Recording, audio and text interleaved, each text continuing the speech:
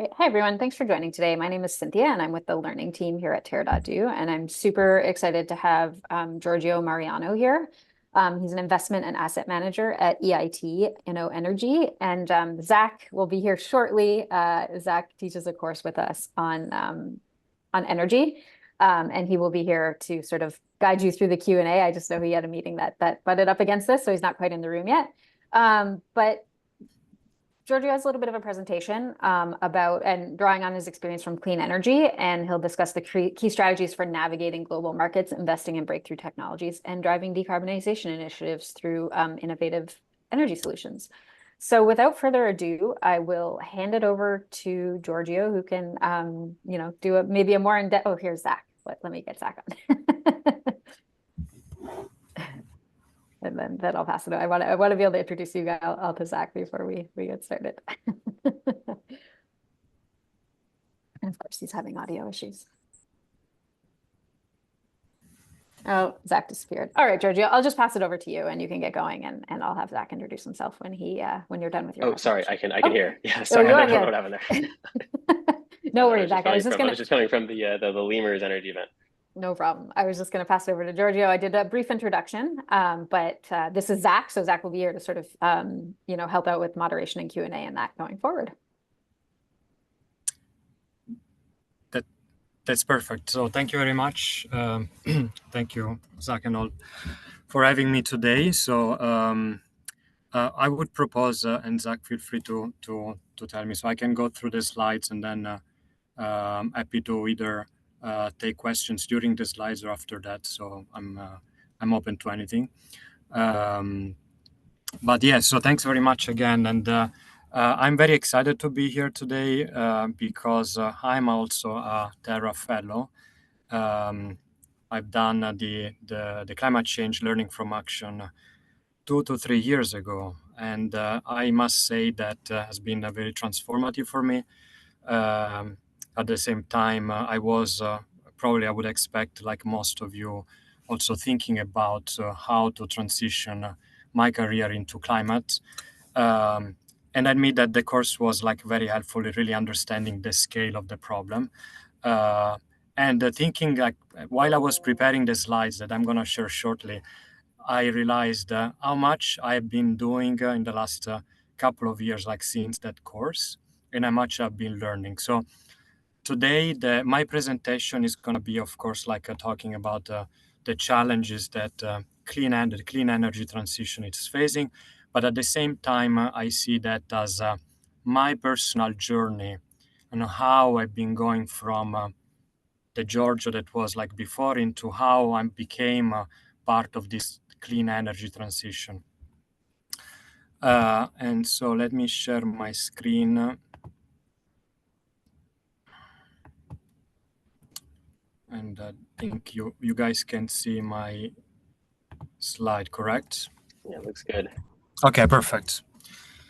So very briefly, let's say I try to summarize myself in one single slide. And I don't know if you guys know about the Japanese terms of ikigai, which is basically trying to find your purpose in life. And this is something that I've been doing many times in my life, but I admit that I believe that now in my 40s, I finally found my ikigai, and I'm happy to share that. Thanks to my job, thanks to my current role, and thanks to the people I talk to every day. Few words about myself. So I'm originally from Italy. I grew up in the south of Italy, but I always define myself as a global citizen. I've been living and traveling all over in different places. I have multiple citizenships right now. I've been working in different types of environment, from investment banking to the United Nations. I've been spending many years in the hard tech in semiconductor industry.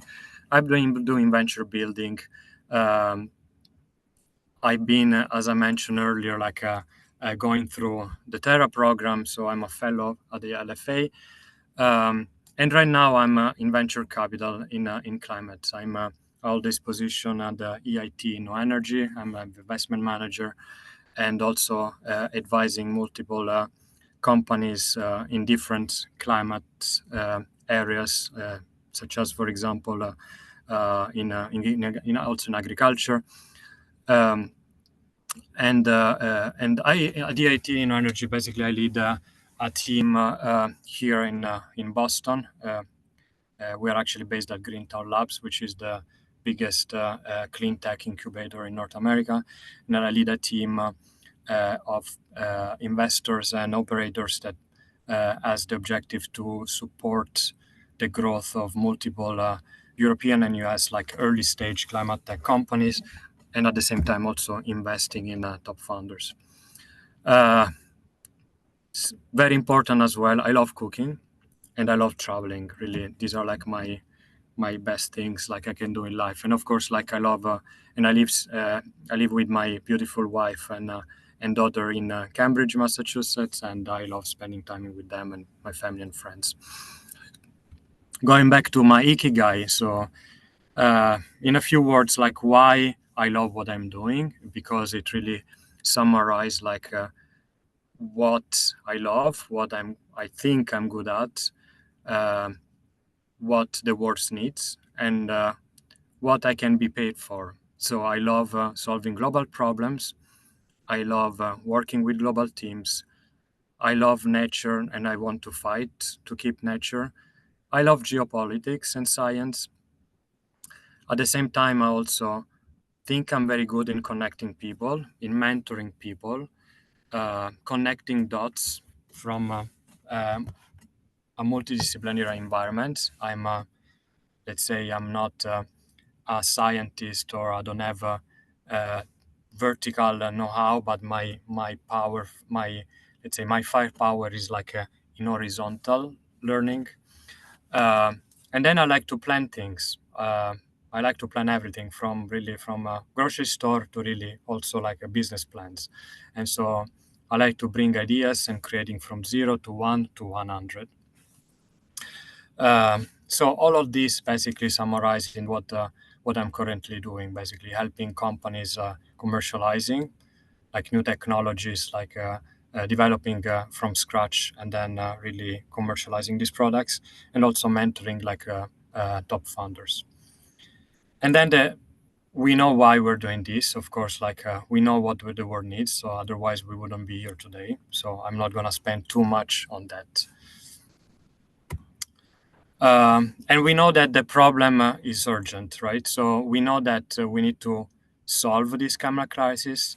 It's going to take like decades or even centuries.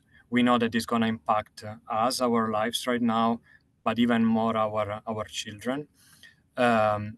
So we need to act now to get the benefits probably and hopefully in a few decades. We know that the problem is global. We know that it's not some of the countries or regions have been doing better than the other in reducing carbon emissions. But at the same time, we know that we all live in the same planet, so we cannot discount from the fact that if we live in a country that is virtuous in what the country is doing, we cannot forget that we all live in the same planet. The problem is also complex, especially when we talk about energy, when we think about climate change and we think about global emissions.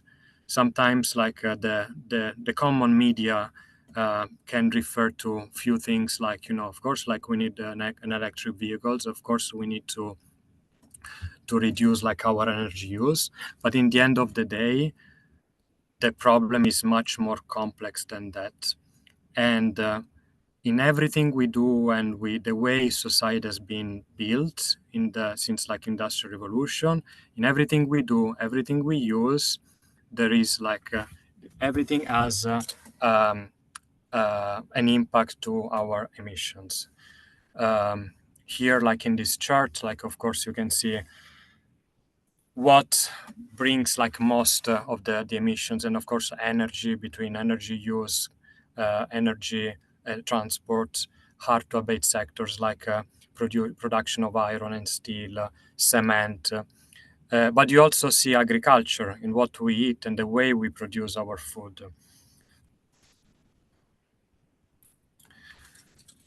So we know that we are also late. We know that based on all what scientists have been telling us, we need to be able to stay. We need to stay below the 1.5 degrees, like before, in order to, of course, like to avoid even more catastrophic scenarios. And we know that we have a target in 2050. We know that although overall we are improving, we are still not there in the trajectory to make sure that we get to that. We also know that as of now, as we stand, we need new ways to reduce, new ways like new ideas, but also new tools that allows us to reach these targets. We actually need to go negative, basically. And there are different ways, of course, that we think or we should do, right? There is, of course, like a behavioral change component. And we all know that we need to fly less, we need to drive less, we need to make sure that our homes are efficient. We need to make sure that we eat less meat, etc. So there is a lot of behavioral change component, but we also know that it's not enough. So, and again, as the problem gets like more complex, of course, like we know that it's a lot of things all together, right? From again, improving energy efficiency, shifting to renewable energy sources, electrify everything to abate some of the they're called the hard to abate sector, which is used still a lot of coals or gas to produce like electricity, etc. But we also need carbon capture. That's a technology that there is a lot of debate around that, if it's actually really helpful or if it's scalable, if it's actually really worth like investing. But the scenario, the way it looks right now, is that we need carbon capture as well.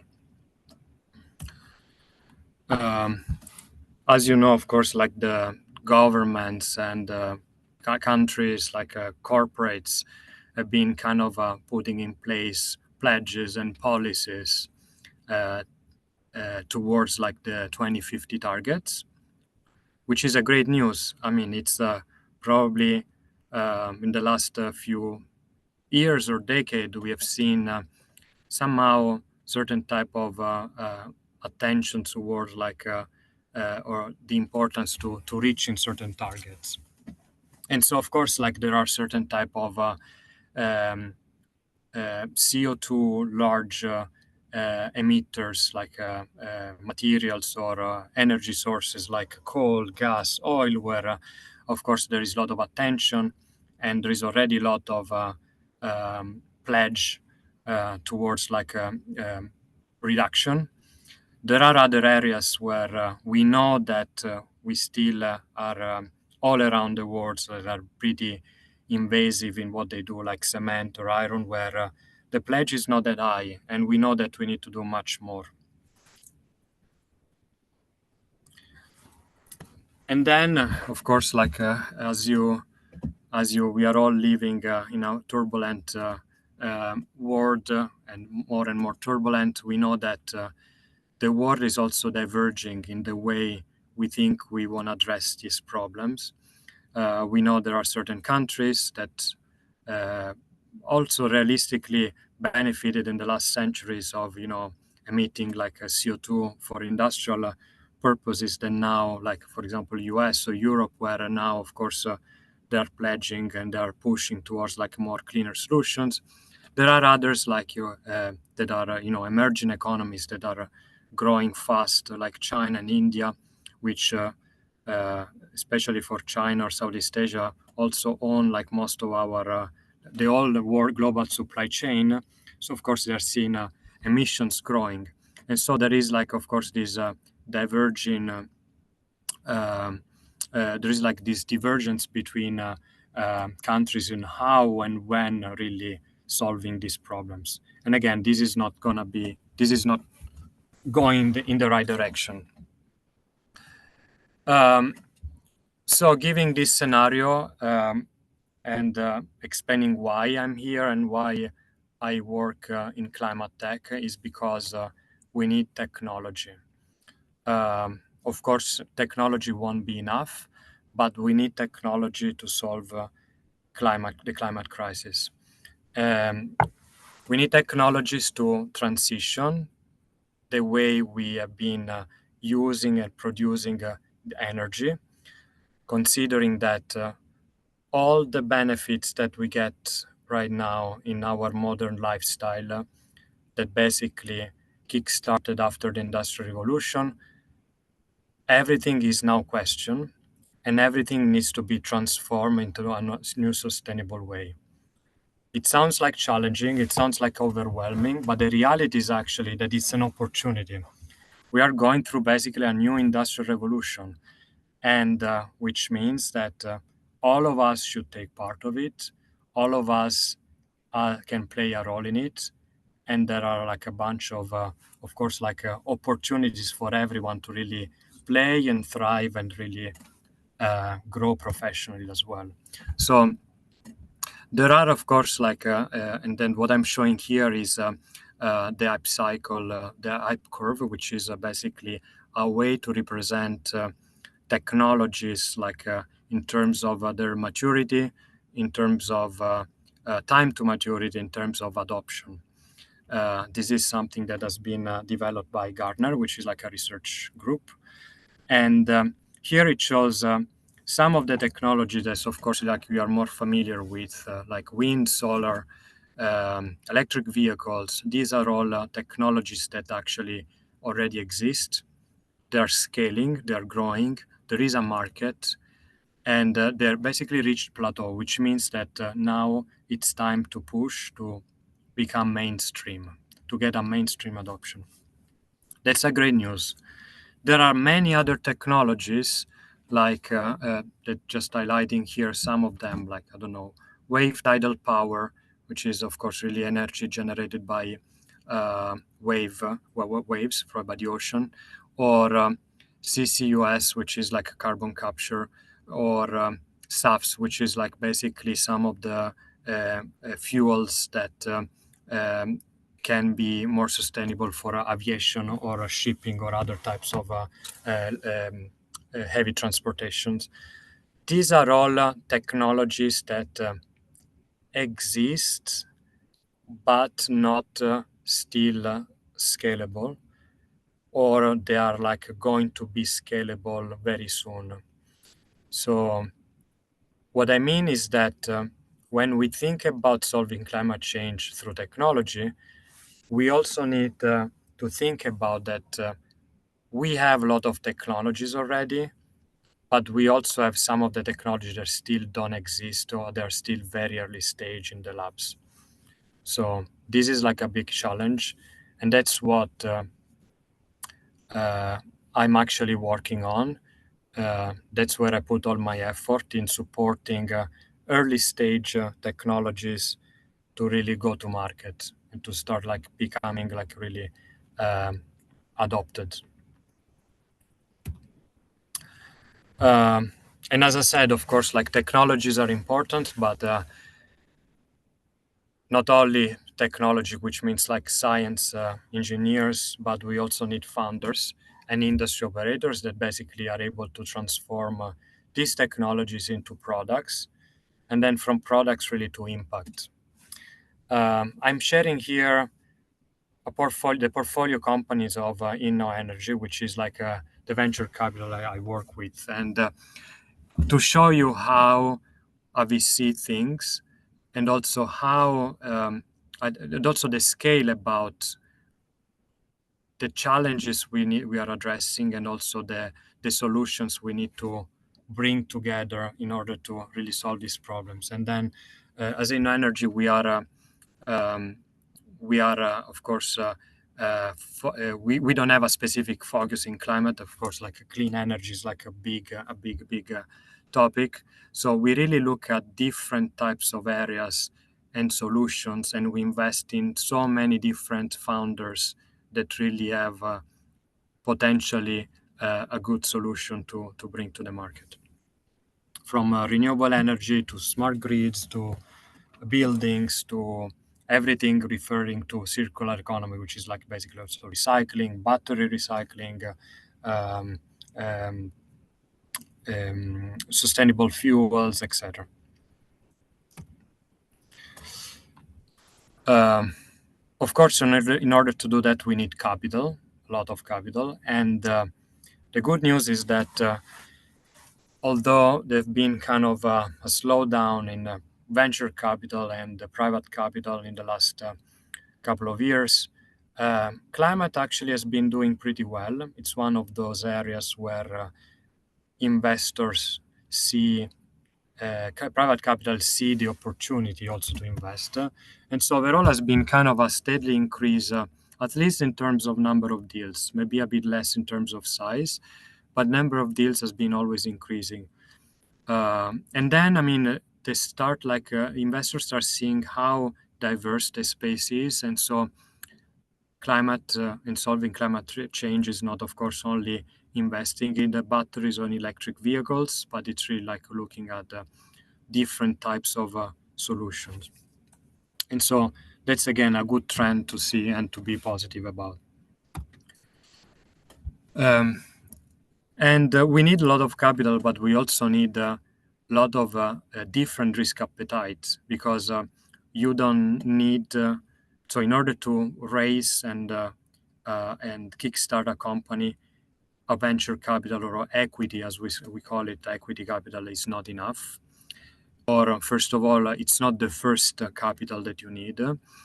And so there is a mix of players that needs to play a role in this. Definitely there is a government. Here with climate and clean energy, we are talking about a lot of money, and we're talking about deep technologies development. So the government really plays a huge role here. And then, of course, together with the government, the industry. Companies have also the money to do that, and they also have the time and the patience to stay and to wait and see if a technology really work or not. After that, of course, like angel investor, venture capital comes next when there is already some technology that it might be working, it's working, but there is not a market. That's when the initial venture capital starts, the initial, let's say, the early stage. And then, of course, other players, like, of course, like private equity or project management, debt capital, like banking, they can start like entering later on. One issue that we in climate are experiences is what it's called FOC, which means like a first of a kind. We know that climate or clean energy projects are not just about technology, are really about like full-scale manufacturing. And with that, it means that they bear a huge risk, a market risk, a technology risk that very few players can take. Even venture capital don't necessarily take. Corporates either, banks not only. So what happens is that we have a gap.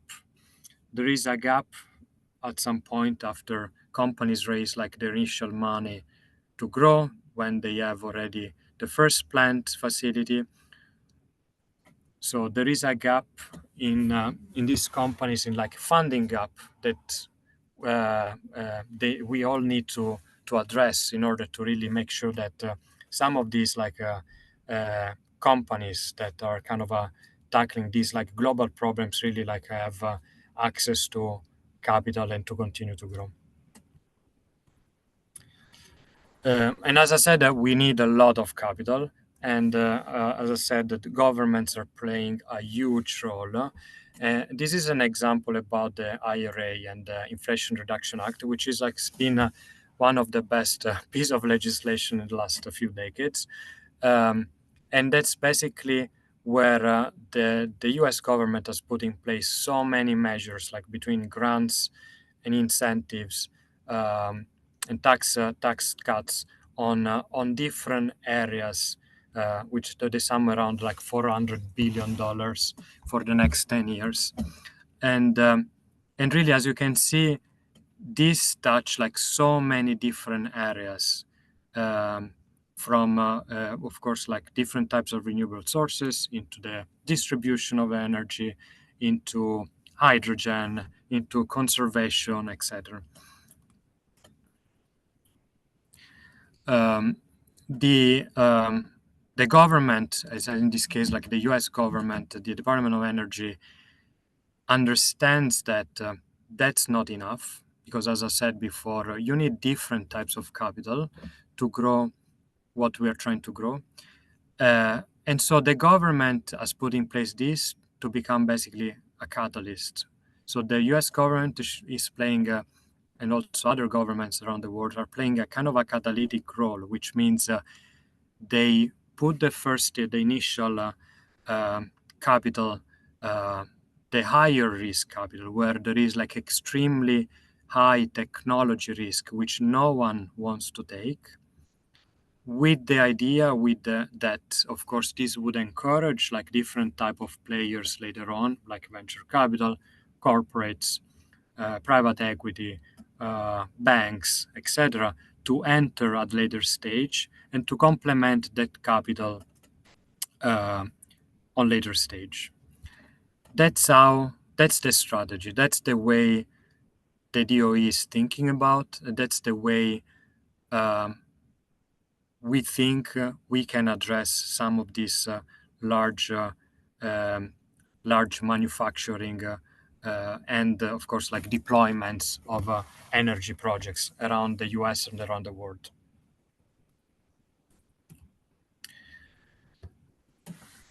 We need capital, but also capital or the government are not enough. We need to create the markets. We also need like value chains. We need supply chains. A lot of these projects require a lot of components, different partners, off-takers. Off-takers, that means really companies or organizations that are the ones that commit to buy something that is clean. And this is an example about hydrogen. And the US that defined and invested in hydrogen hubs around the US to develop green hydrogen, which is like basically zero CO2 emission hydrogen through electrolysis. And the problem is that this clean technology, as they start, are very expensive. So in a normal or supply-demand market, no one would want to buy at that price. So the government is very important to monitor, to kind of to incentivize through tax deductions, through investments, to identify and to make sure that pricing is going down, but at the same time also that there are players, companies or other organizations that are the first buyers. So this is why value chains are very important.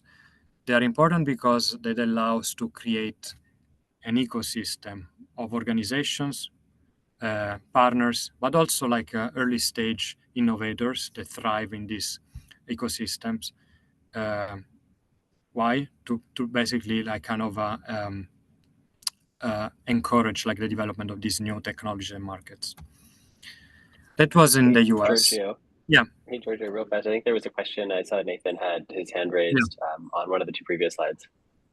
Yeah, sure. Sorry, I cannot. I'm happy to wait until after the presentation, Giorgio, if that's easier. What would you prefer? I'm okay. No, I can take the question. No problem. My question's about the type of funding, both the gap, which I assume most of the reason there's a gap is this looks more like project-based funding, which is really hard to raise funds for traditionally. Is the government funding, is it project-based debt funding? I assume they're not doing any sort of equity. No, exactly. So that's not equity funding. It's mostly through grants. So it's what's called like non-dilutive funding. And of some of the programs. So I must say that, and I've been engaged like also with the DOE multiple times, and I might say that they're becoming more and more creative in the way they would like to fund, which means actually it's usually not equity funding, but there are scenarios, and I don't have like now on top of my mind, but there are scenarios where the DOE is actually also considering having like some small equity. So kind of entering like into different types of becoming kind of a different type of partner, like or investment partner. But overall, the majority is like grants. And then the good thing about, of course, having organic governments behind is that the governments, or anyway the public money, of course, incentivize also the private to come in, to chime in and double, right?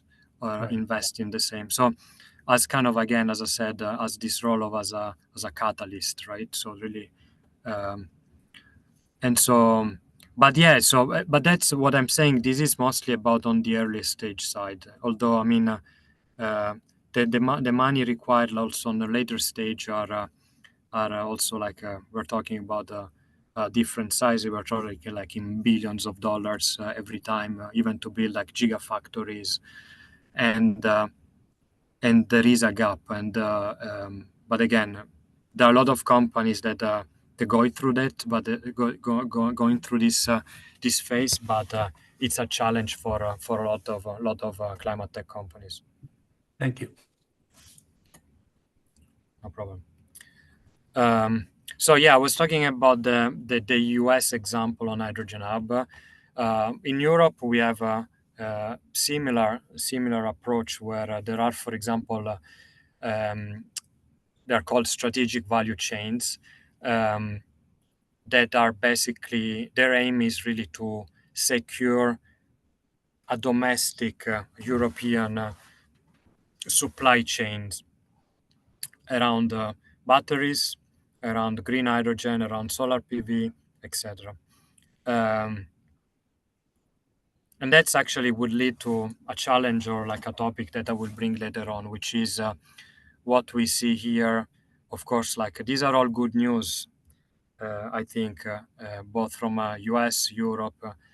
The other side of it is also that countries and regions are becoming, they are realizing that globalization as we knew before is not probably the case anymore. So we as each country is kind of securing and making sure that supply chains are being developed domestically, because energy, it's not just when they say just it's not just a climate change, it's about national security.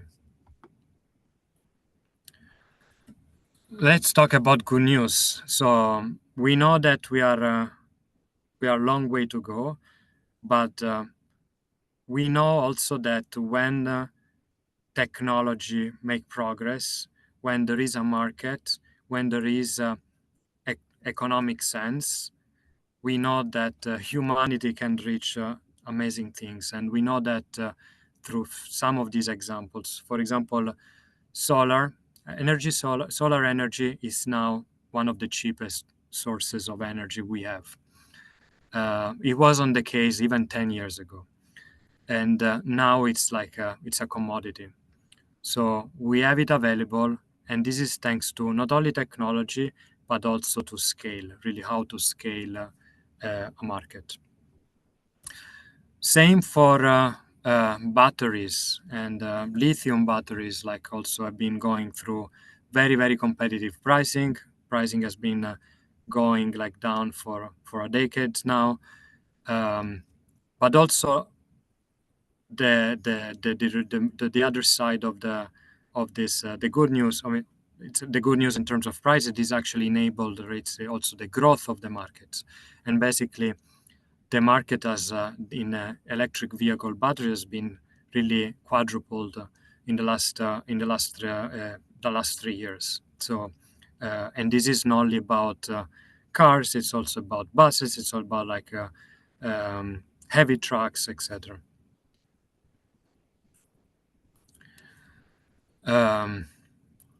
And even going beyond the solar and electric vehicles. So now we see really many other markets that are opening up. So because of this like push in technology advancement, and we talked about solar, but also wind, batteries, heat pumps, electrolyzers for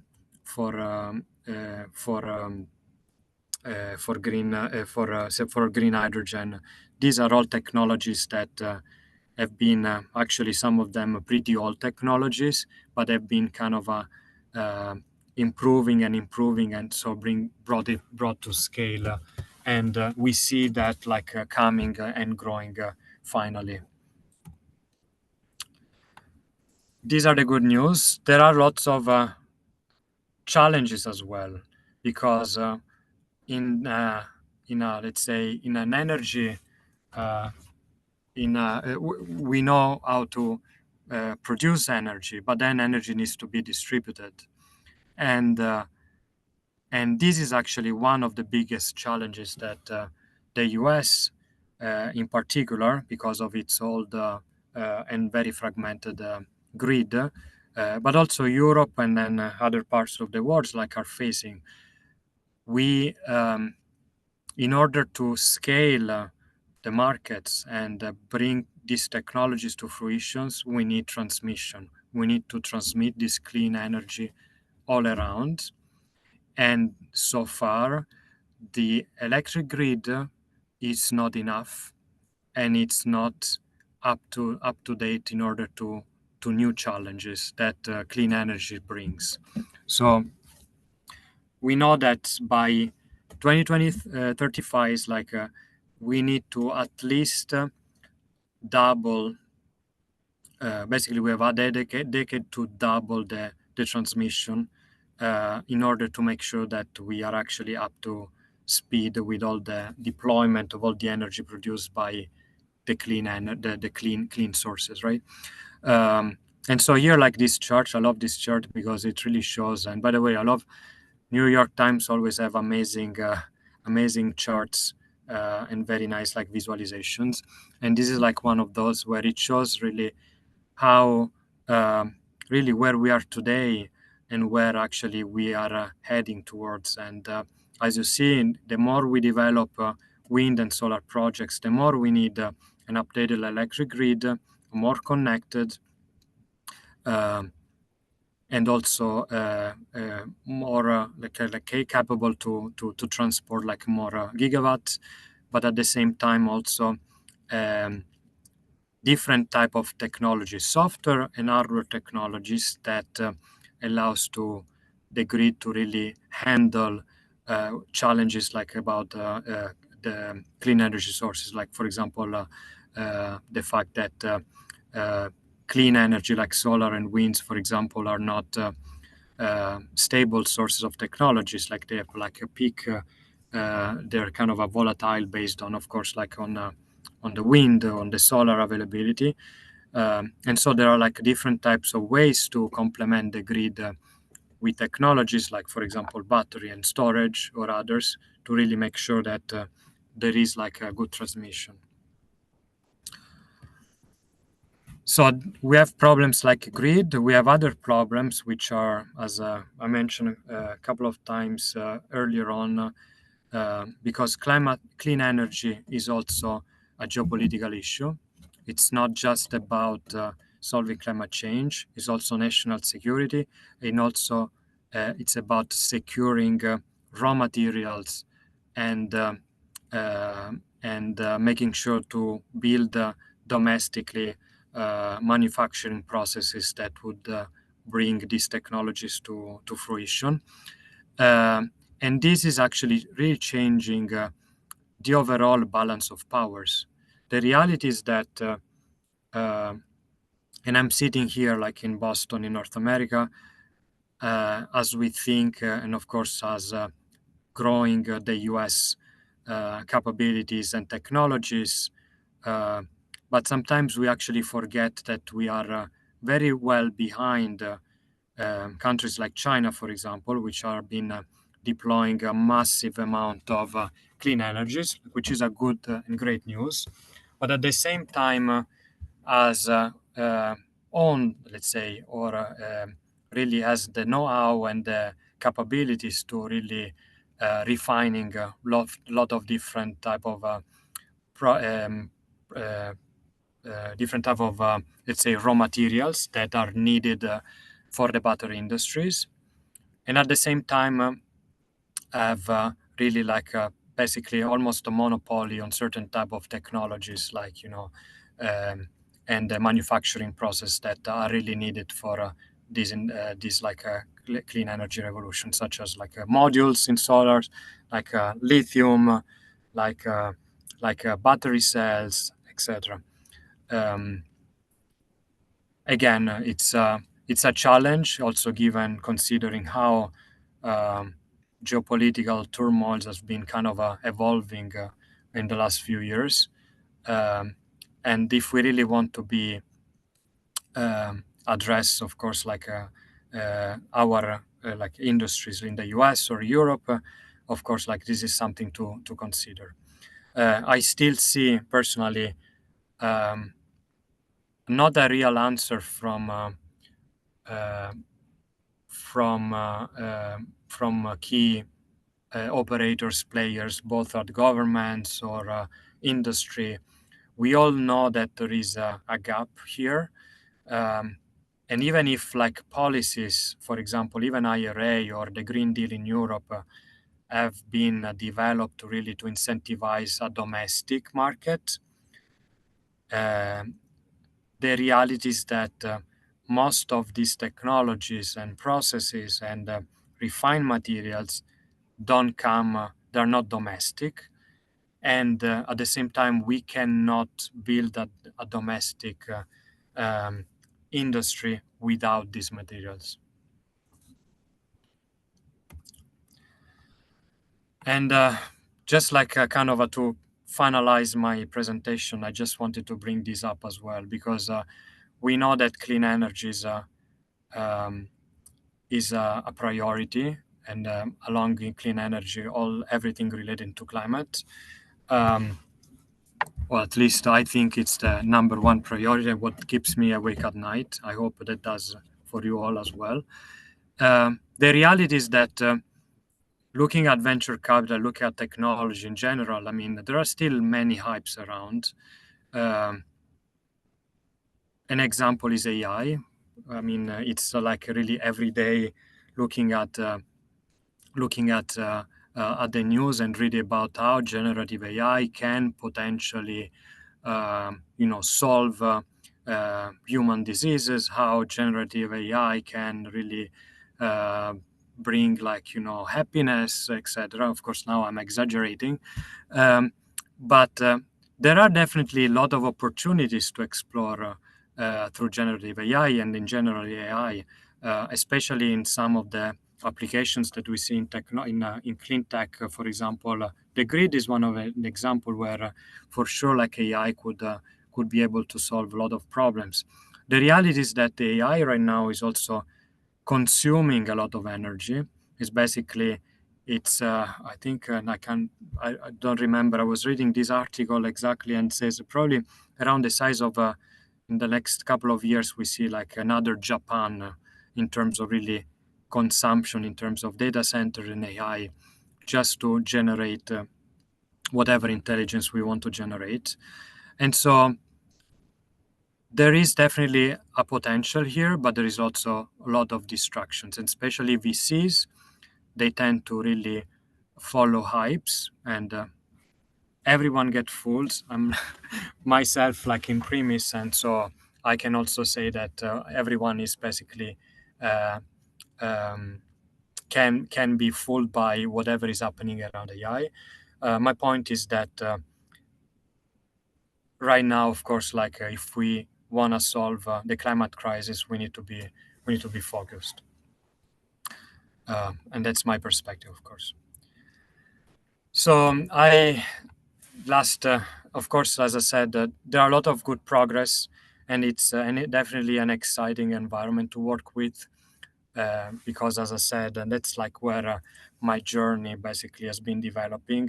The fact that you are able to work with governments, work with founders, work with understanding geopolitics, looking at different technologies, and really understanding science. So that's really like what really makes me happy as well. And even if probably lots of you, we are all very worried about what's going on and how we are going to be able to solve the climate crisis. What really makes me happy and motivated is that I'm part of it. And even if I'm a tiny drop of the ocean, I know that each of us can change the needle.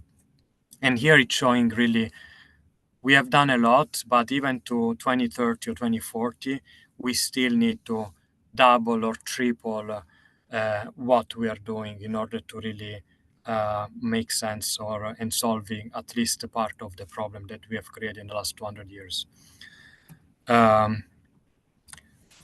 just like a very brief overview of some of the books. Again, I'm sure like you guys have been reading a lot, and these are like just some of them that I really like. Of course, like most of them are mostly on clean tech and climate. One specifically about how venture capital works.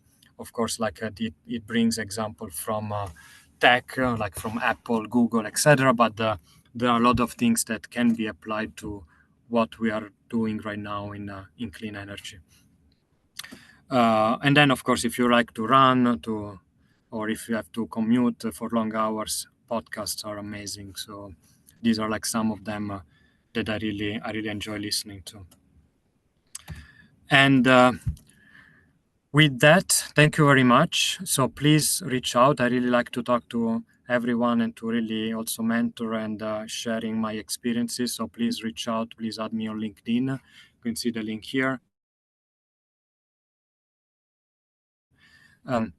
This is a picture I took from the wall here at Greentown Labs. As I said, Greentown Labs is the biggest clean tech incubator in North America. We are here in Somerville, Massachusetts, and there is another Greentown Labs in Houston.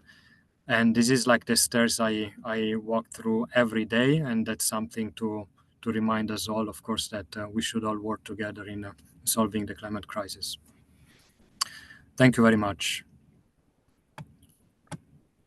Well, thank you so much, Giorgio, for the just both the fellows' perspective from LFA as well as a little look behind the curtain of VC and sort of where you see things going forward. Thank you for just all the insights. It's so wonderful to have you here. Yeah, we've got the rest of the time for questions. I guess I also didn't say hello at the start. There were some audio issues. Hi, I'm Zach. I've been an instructor with Terra for a while. I actually see some people here from the previous Lemurs Energy Deep Dive just from a second ago. So yeah, spanning the energy space too, and demand response. I'm also starting at a utility role pretty soon.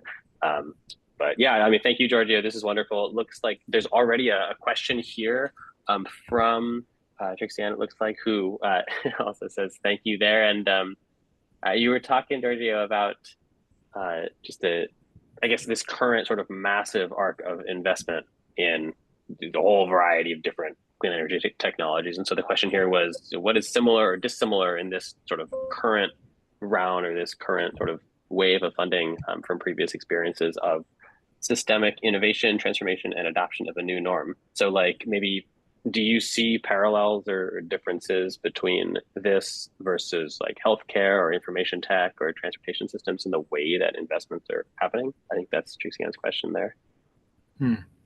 I think that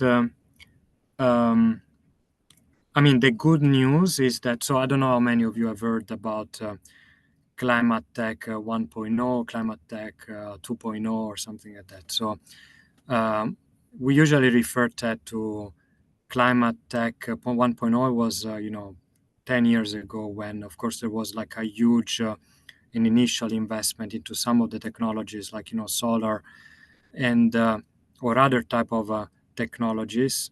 And now we are in a phase where we call it climate 2.0. So the good news is that one of the things that have changed compared to what investors and companies were doing in the past, and also it's more aligned to what, for example, healthcare or other type of let's say markets have been or technology have been doing is the alignment with market needs. So when I say that, it means that when I see pitches or talk to founders, sustainability is definitely important, but it's not what people get the money. They don't get funded because of that. So again, that's our primary goal. But whatever you are developing needs to be economically sustainable and needs to be scalable and needs to have a market. So there needs to be someone that buys that. So that's a bit of a mindset change compared to what climate, let's say, operators and activists have been thinking about climate, right? It's not about sustainability only anymore. It's about really adoption. And in order to have that, you need to really have a solid business plans and that makes economic sense. Okay. And so that's where I think there is also a more alignment with, other type of asset class, let's say more not asset class, like kind of a market verticals like healthcare, where, and again, I'm not an healthcare expert, but being in Boston and having a wife working in healthcare, I mean, I get exposed to. Definitely the venture capital there works. Of course, it's focus on trials like lab trials, validating the in the lab, finding the initial funding, getting the FDA certification. So there is like a well-defined process to get to market. Well, slowly we are seeing, even if clean energy has like so many different type of areas, we see kind of the same type of evolution. Yes, constant. Yeah. Yes, thanks. Thanks a lot for the presentation. I had just one question on this slide of the share of global manufacturing capacity. I think you answered already, but I didn't fully get it. So it showed that China is basically has developed quite a large share here in basically all of the different different industries that were shown. And exactly that, was that because also most of the natural resources are there, or could that be built in any country basically? So there are two components. There is a mining part, which is like there are a lot of these materials that are actually not necessarily in China. There are, for example, in South America or Australia, for example, lithium, like Chile or Argentina. These are like big players, and others that are like in in Africa as well, in Central Africa, etc. So it's not just about mining, or it's not actually about mining. So some of these products, yes, they're in China. China owns actually the manufacturing know-how to really develop some of these products and refining. The reality is that, one of the, I can say mistakes, but I mean, I'm not here to judge or to evaluate, because in the end, the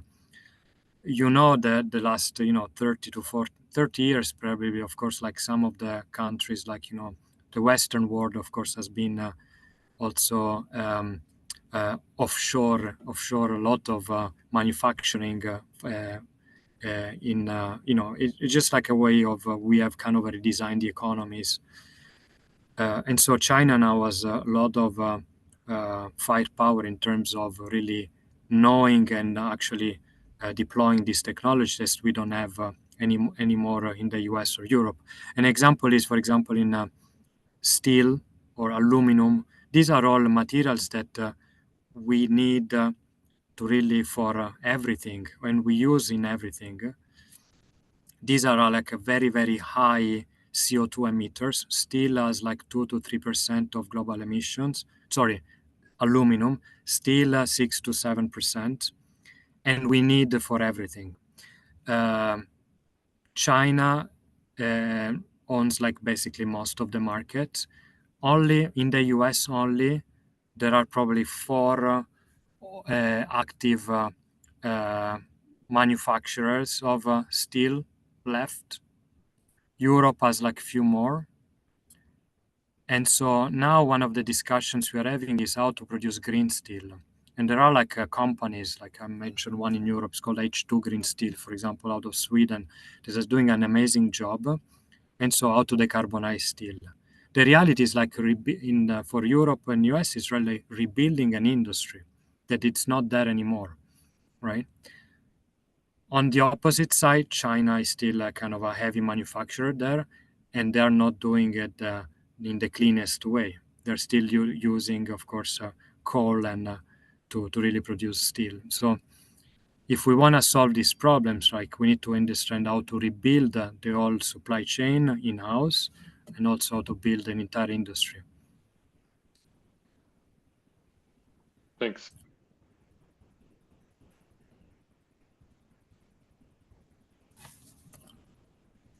I need to add to that, Giorgio.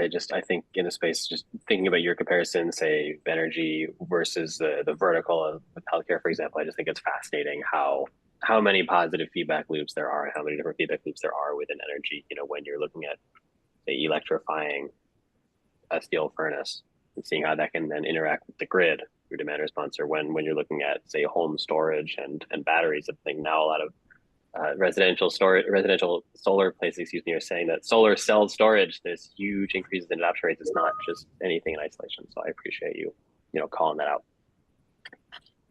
Perfect. Yeah. It looks like we're just about at the hour. Thank you so much, Giorgio, for your time and your insights. I really love that last picture that you shared. We really, truly do need all hands on deck. That's what we believe at Terra as well. And I love hearing sort of, what you've been able to, and the way you've been able to sort of integrate your path as a fellow with where you are now, where you're going. It's a good question. Will you be sharing these slides? I don't know, Giorgio, are these slides like able to be shared? Yeah. I mean, these are all public images I took from everyone, from different reports. So of course, like I don't own any of them. So happy to share the slides again. I sent you yesterday, Zach, but I can send you an updated version so you can share. Great, and I will figure out how to distribute them. Yeah. But yeah, and so thank you all for being here.